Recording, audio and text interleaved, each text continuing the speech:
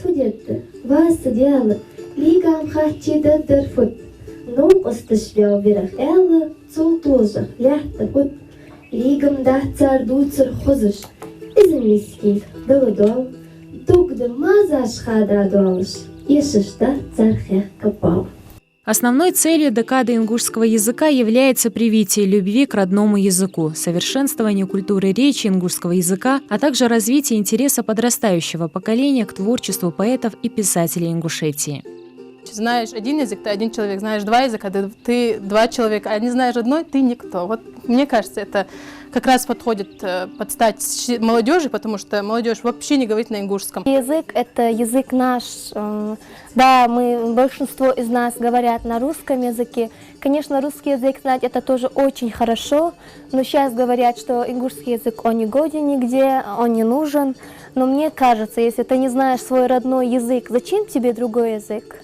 На творческом вечере звучали стихи Саида Чахкеева, Магомед Саида Плиева, Аси Газдеевой и многих других. Гости мероприятия, заслуженный артист Ингушетии Салман Бадеев и поэтесса Зарета Ахильгова, отметили, что сегодня от усилий ингушского народа по дальнейшему развитию языка зависит сохранение и передача культурных ценностей и традиций последующим поколениям.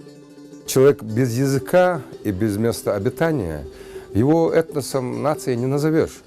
Если, коль скоро есть язык и место обитания, значит, это есть нация, а нация без родного языка – это, скажем так, ущербная. Знать родной язык, и как на твоем родном языке будет слово, ну, скажем так, марганцовка, или, скажем, мушка, или, ну, элементарные, бытовые, пенек, например, да?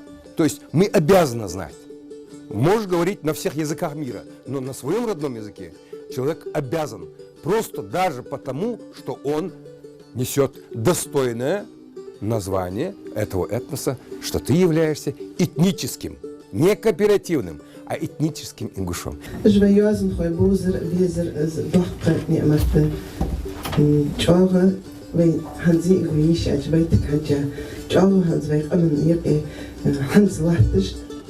الواحد يديزش حمدأس دقل خارج كرت حقنرج جوازن خوي شان بوزش خلشة شو أنا غلغي أم دوست غلغي ول دوست إزدل دوست تاخو مدار دوست هن أعطشة إزدريجي تجوازن خوش تشي قول مشتيق تشقوح.